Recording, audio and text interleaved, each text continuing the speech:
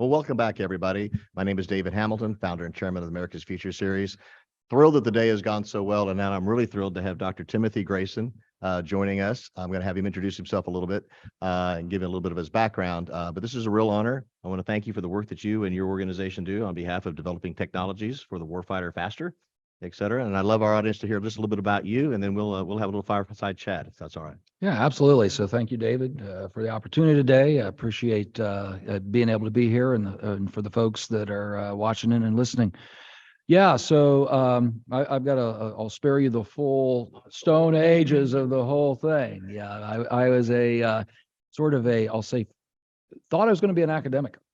I did a PhD in physics in this thing called quantum optics. I think that makes you an academic. Which was, I like to say it was quantum before it became cool. Okay. I thought, what is this weird, it's a fun thing to do for a 5-year distraction for a PhD, but it's never going to amount to anything. Huh? It's basically the same thing as now quantum computing and all that kind of stuff. Absolutely. So, but went off and ended up starting my involvement with the Air Force in the mid 90s after finishing that degree, working out at Wright-Patterson, what's now AFRL, as a postdoc, but very quickly got involved in mission. And I'll skip over some parts in the middle, but for a variety of reasons, ended up moving to the DC area, got involved with DARPA, spent a number of years as a DARPA program manager, then went to the intelligence community, and I can share, it was with CIA. So I spent a number of years there where I became a customer of DARPA, transitioning technology. And then after close to a decade in industry, a little bit in defense industry, and a fair amount of time understanding the side of the world we're talking about here, working as a consultant, working with VCs, working with even commercial kinds of activities outside the national security sector. Loved all of that, was actually pursuing a number of private business opportunities when the call came back, and ended up back at DARPA as an office director. Thought I was going to escape government again. And then this very compelling senior individual happened to call me up, who I First name Frank? His first name is Frank. Actually, his first name is Secretary. Yeah, so Secretary Frank Kendall called up, and he said, I need help on these things called operational imperatives. And so that's where I am now. So I'm at the Pentagon, supporting Secretary Kendall and the Department of the Air Force with implementation, first of all, definition and implementation of these things we call operational imperatives. And that's why I and my team from the department are out here in Austin this week. Well, we're so glad you're here. First off, I want to say that I'm thrilled when I hear a leader like you has that kind of breadth and that background, both in academia, well, I should say both, in academia, with the Defense Department, with private industry, within the investment community, because it takes that sort of Renaissance person with that kind of background to see it all, how the puzzle all fits together. Someone who can't hold a job. And can't hold a job, but can hold many jobs and can see the whole system and perhaps make change, because ultimately we're trying to It is that context. it takes that sort of thing. So you've had some great meetings today. You've been speaking here, et cetera, and you spoke earlier today. And I'd love maybe for you to expand a little bit, tell people what you were talking about there today, and maybe expand on those conversations you had with the panels and the keynote that you made. Yeah, certainly. So let me give a little bit of background first before we talk about why we're here in Austin at South by Southwest. So we are, like I said, I'm involved in helping the Secretary lead what he calls his operational imperatives. The operational imperatives, it's there are a lot of things out there in the Department of Defense. Let's do an innovation activity, or let's do a venture activity. The operational imperatives are different. They are fundamentally focused on delivering real warfighter capability. And it's not a prototype, it's not a demo. We're talking about effectively transforming the Department of the Air Force. And I should be clear, by the way, when I say Department of the Air Force, for those of you who have not been following this over the last few years, the Department of the Air Force includes the United States Air Force, and also the fairly newly formed United States Space Force. So it is both Air Force and Space Force when I say Department of the Air Force. So the operational imperatives are 7 main operational functional areas that were identified when the Secretary came into office, that are the capabilities we need as Department of the Air Force to be able to prevail against a peer adversary. So we're talking about peer level conflict, major warfare kind of capability. And the reality is what has happened, we still have the best military in the world, But we have been focused for the last 20 years Mhm. on counter-violent extremists, counterterrorism, while several of our peers have been very rapidly, one in particular, very rapidly modernizing. They've studied us, they understand our capabilities, and have been building very focused capabilities that counter all of our strengths. So we need to leapfrog that. We need our own modernization activity that's going to create a new Department of the Air Force that can prevail against that peer adversary. And like the Secretary said at a conference in his keynote earlier in the week, we're not saying that we're not warmongering. We're not saying that war is inevitable. But if we don't have a combat credible force, then we lose a deterrence capability. And we allow these potential peer adversaries to be able to take actions without fear of what we can do. So we've got these operational imperatives. What we've been doing over the past year is trying to understand what are our gaps in our capabilities, or if we don't modernize, what new types of things are we going to need? And it's interesting, the Secretary talks about a sense of urgency, but people often misconstrue that of, I got to get it fielded now. We're willing to take some risks that saying, some of this is pretty new. Some of this is pretty exotic. It might not be fielded for another 5 years or so, but if we don't start now, if we don't have a sense of urgency in a DC bureaucratic sense and start the process now, then it's never going to happen. Right. So we're doing these things. The president's budget has just been released. I still haven't seen the final numbers, so I'm not going to talk specific numbers, but we are looking at creating approximately 20 completely new programs starting in the fiscal 24 budget for the Department of Defense, and talking billions of dollars just in that budget year and tens of billions over the planning cycle. And there's more to come. We're still continuing the studies. Okay, that's the operational imperatives. And we could talk more about specific ones or not, but those programs will end up attracting the traditional defense industrial base. Absolutely. And we've got a great defense industrial base, but they're not all of American innovation. They're not all American. That's right. And again, without going into all the operational imperatives, one of them, as an example, is how do we go do what's called operationalized advanced battle management, or people have also heard the term JADC2, Joint All Domain Command and Control. So let's think about what's involved in that. We've got to have very agile, distributed connectivity. We've got to have warfighters who are sitting across the battle space in a theater in very distributed locations. They need computers. They need software tools. They need data to get to them through these networks that are very agile.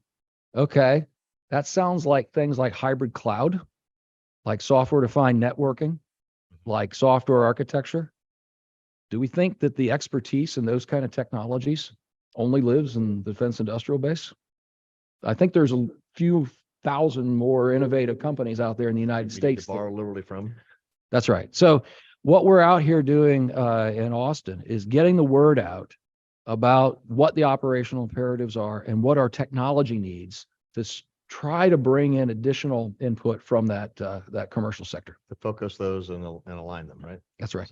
So I was really encouraged to hear you say something, and we talked earlier before you came on, which was about the sort of fail fast idea, to have a culture where the leaders, the bosses, they genuinely would rather you bring them bad news early, and they would generally rather you start, try something, fail, and have cycles of learning. And that culture, I'm an old compensation reward theory consultant, and I like to say, you be careful what you pay for. That's what you're going to get. And if we encourage people to be safe, if we encourage them not to take risk, if we punish them when they do, right, and when they fail, they're not going to do that again, right? They're not stupid, right? So I know a little bit about Secretary Kendall, and I was really encouraged to talk to you because I think you guys generally are trying to create a culture where people try things, they innovate, they take some risks, and if they fail, they learn from it and they adapt. Is that a fair statement? It is. And I'll say fail smartly. But a good example is how we've conducted these operational imperative studies themselves. And the key is operational. So, for those of you who don't live Pentagon bureaucracy, you're lucky. But Mhm. a little bit of really quick Pentagon bureaucracy 101. We've got a very waterfall kind of process for the legacy way that capabilities are developed.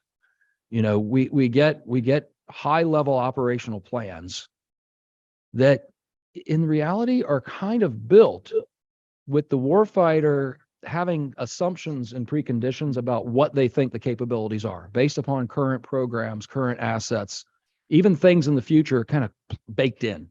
So they've got a preconceived notion and mindset that says, this is what I've got. Let me build a plan around that. Then they go and look at that and say, well, where are there some gaps? And it's usually performance gaps of existing systems, not thinking about entirely new warfighting concepts. That turns into a technical requirement, which turns into a requirement on a program, and then some program office has to go figure out how to build it. That leads to a very constrained thought process. Inside the box thinking. That's right, and you're living in the box, so to speak. So what, in the way that Secretary Kendall structured the operational imperatives, he said to get away from that. And by the way, it really, where it really becomes self-limiting is, the operator doesn't necessarily know, the physics of what's possible. So they're living in that box. The capability developer, well, they have some, wild, innovative ideas, says, I've got to stick within the operational, requirements that have been handed to me. So it becomes a self-limiting. So what the operational imperatives did is paired an operational lead with a capabilities lead on each of these study teams. So they can iteratively, and this fits with fail fast. They can iteratively develop truly new warfighting concepts. So it could be that with that operational lead there, they find out, hey, here's a gap we've seen. We can just change the way we fight a little bit, and we don't even need radical new systems. Or the flip side is that they can say, wow, here's an entirely new warfighting concept, but doesn't match any of the kit we've got right now. Is there any way you capability guys can bring this to us? Makes the most sense. So, if you were in manufacturing, I spent a lot of time in the Toyota production system, manufacturing, things like that. You would always put your design team with your manufacturing team, et cetera, with your operations people, and you would form a team and they would iterate with each other, right? And so this is basically what you're saying. That's exactly the kind of culture we're trying If to. I'm building it, I need to understand what the requirements are. If you're designing it and I say, we can't do that, that defies the laws of physics. You can't put those two parts together or whatever, right? And you don't know that. Without that feedback loop, we can't improve. You're absolutely right. And another thing we've done in this process that fits in the theme of fail fast, I would call, we also bring in the dimension of bureaucratic physics. So there are still things that by law and by statute we have to do. Programs have to ultimately, be executed against codified requirements. There are certain things we need to do. Like I said, fail smartly. We don't want to just go head first into something and end up knowing we're going to end up with a failed program. So the homework still has to be done on the acquisition strategies, on the budgeting strategies, but we're doing it in such a way that we're not waiting for it to be a linear waterfall process. We are putting, if a concept is identified and it says, boy, here's something the warfighter and the capabilities developer said, we really, really need it. Here's why we really, really need it, supported by analysis. It's got a great operational return on investment. And we have strong reason to believe that the technology is mature enough that we could do this. But we haven't been through the rest of the policy process. We're willing to accept risk, put those things forward as operational imperatives recommendations, whereas traditionally they would be self-filtered. I haven't done all the homework yet, so I'm going to go wait another budget cycle. So in that regard, we are pushing things forward as real major programs, understanding we still got to do the work, but we're going to do it in parallel because we got to have a sense of urgency. So there's a couple of criticisms that have been lodged against the process or the approach, the system, if you will, right? One is that Congress, budgets money, et cetera. And then it actually it's kind of like a restaurant telling the chef to make something, and then the restaurant buys all the ingredients, as opposed to you as a chef, I want you to make this wonderful meal, and then you would pick the ingredients and how to make it, et cetera, right? That there's so much oversight that it's difficult for the actual military to do its job because it's sort of being told a little bit constrained. And one of the examples would be saying, okay, we want the capability to kill bad guys 5 miles away on top of a building, as opposed to saying we want a tank that will shoot somebody 5 miles away on top. No, well, maybe you don't want a tank. So one of the criticisms have been lodged against sort of the process, the approach is people are saying we want a tank that does this, as opposed to we want that capability. And so if you're the designers of it, if you're the people coming up, if you're for the Q in 007, right? Bond would say, I want this. He could say, I want this. And then Q might say, no, you actually want this capability and I have a better way for you. Yep. Does that resonate at all? It absolutely does. Now I'll say that what you just described is absolutely a real phenomenon. It's not really Congress though that's driving that. Okay. A lot of that's self-imposed, and it gets back to that. Oh, I've got to do all of my homework and dot all the I's and cross all my T's. And if I'm putting forward a whole new concept that's, shoot the guy down off the top of the building. Yeah. I haven't done my study yet, James. I can't give that to you. Mm-hmm. So that's the thing we're trying to get ahead of. Now, one of the things that does involve the whole budgeting process, and also I will say that we're not directly involved, or at least I'm not directly involved in this, but there is a what's called a PPBE commission going on right now. Okay. That stands for Planning, Programming, Budgeting, and Execution. This is a study going on actually looking at the congressional appropriations process and looking at, is that self-limiting? And that's a separate issue. And that's a separate issue. But one of the things we are trying to do, so again, we can be responsible, fit within statute, fit within policies, and yet still move fast, is to say, look, we have identified a set of things. My staff gets tired of hearing me say this. I call them the chiclets. Okay. Yeah, so these are things that are real capabilities Mm-hmm. that at a let's move quickly, partially address one of our key problems. We know they're not the ideal solution, but they partly address the problem. That allows us to do things that are real, are responsible, are fitting within policy to get something started and get budget lines in place. In parallel, we're working with I'll call it the innovation community, like AFWorks, like DIU, even directly with maybe venture capitalists, also our lab, AFRL, DARPA, where I came from before. We work with that innovation community to say, here is the James Bond going to Q. Here's what we want to Here's what I'd accomplish. really like to accomplish. Yeah. And work the ideal solution in parallel as a prototyping activity. But a key there, and this is a really important thing, I think, for folks who are small business entrepreneurs or their VC funders. There's a very thin line between a burdensome, overbearing formal requirement and a need. Yeah. And an actual, this was an insight that just struck me fairly recently, because I understand the pain of people who are innovative and entrepreneurial saying, the requirements are squelching our innovation. And if it becomes a bureaucratic process, I agree 100%. Well, even contracting, I'm in a contract, I'm working on this program, Right. and during the process, I come up with a better way to do something. I can't go back and change that on the fly terribly. So what we're trying to do instead on executing these things, and a lot of it fits on these sort of parallel prototyping activities, is where we're trying to pilot some of this thought process. Is we're gonna give you a guideline, and here's the thing that's different that I've seen from the truly commercial startup environment. If I'm an entrepreneurial kind of business, I don't really need to solve world hunger to be a good business. I just need to be able to create a product that someone's going to like, and find some use in it, and then frankly be able to also market that. And then if I get traction, I've got a really good business. That doesn't work for DoD. And that's not just a bureaucracy issue. That's a reality of warfighting. Oh. If I'm going to go to war against a peer competitor, I can't just say, hey, I kind of like that. It'd be great if I had that. It worked pretty well. It worked pretty well, or we lost. Or it's a capability that's a nice capability. It'd be great to have that app on my phone, but boy, does it win the war for me. So there's a need to get to something that solves a real operational problem. Now, that does not necessarily come through the bureaucratic requirements process. So what we're trying to do, as we have these these innovation-driven prototypes, is have the warfighters involved, Mhm.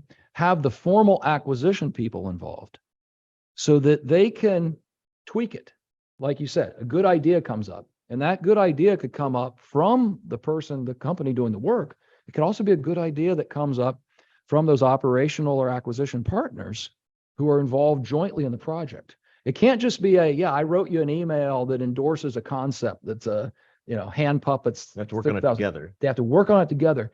They have to iterate and get it to the point where you can look at it and say, that's something that I can use. Mhm. That and like, call it an MVP, call it a block Yeah. zero. Mhm. But then if we can get to that level of capability, we can flip the switch and say, hey, all of these chiclets that we're going along are great. Mhm. But now we have the thing that is truly the desired solution we want. And the beautiful thing about it is it all fits still within the policy, within the processes. We're not looking at radical changes that take years and studies to go do. We can You can do what we work can do this now. we can work it within the authorities we have now.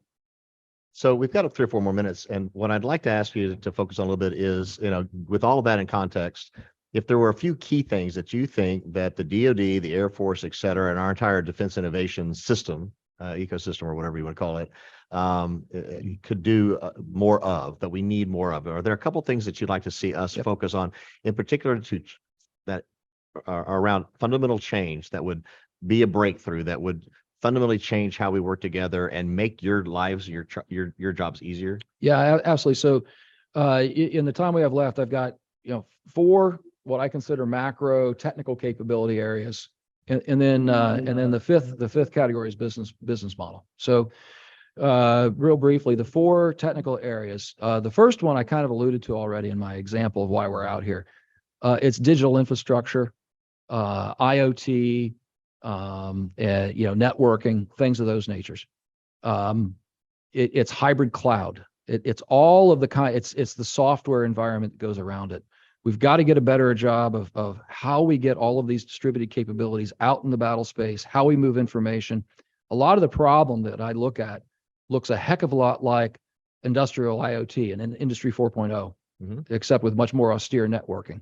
Mhm. So we got to figure out how to bring that kind of Industry 4.0 industrial IoT over into a DoD space. That's number one. Number two, which is a popular topic, is AI. AI, data analytics, and also as part of that, autonomy. One of the things that really caused a big splash earlier this week when the secretary was talking at the another conference was that we do intend to field autonomous collaborative combat aircraft, CCAs, and to the tune of around 1,000 of them is what we're looking at for planning purposes. Mm. That needs a lot of work on autonomy, and we need that software pipeline that's going to constantly be feeding us autonomy skills. So what is an autonomy pipeline that, again, we could learn from the commercial world and map over? 3, commercial space. All kinds of great innovation in commercial space. We need sensing. We need comms. We need the know-how on the manufacturing and how these large constellations are operated. Mhm. And the 4th is kind of a weird one. I call it resource management. I think about things like supply chain, risk management, logistics, hedge funds. How do you plan for the unknown? What are the analytics involved that can allow us to figure out how to provision, how to plan, how to scale? So those are the 4 big technical areas where we're looking for commonality. And on the business model, we kind of alluded to a lot of it already, but we need different ways to bridge from the innovation world into DoD. And I know we're about out of time, but I'll leave it just as a teaser. One of the big things I'm super interested in is how do we take partnership on upfront development of a capability, and instead of then turning it into a catalog item that we're going to go out and buy as widgets or chiclets, turn it into essentially infrastructure as a service and actually start buying technology through services kinds of activities. So that's something I think is really going to be important, not for everything, Mhm. but for an awful lot of stuff that we need to go field. Mm. Well, that is incredibly interesting. And I do think those are substantive changes. I mean, it's supposed to just whittling around the edges, making fundamental changes is fantastic. I want to thank Dr. Grayson for your time. I want to thank you for your service. I appreciate what the Air Force is doing. I appreciate your putting capabilities in the hands of the warfighter faster and knowing and treating it, failure is not an option, and we want to support you any way we can. So for those of you out there, please, as Palmer Luckey said today, he's decided to focus his life and his energies on this problem, national security and defense, because there's probably nothing more important that we could be doing. Well, thank you very much for all of that. And thanks for the opportunity to be here today and to speak to your audience. Thank you very much. We'll take a quick break. We'll be back.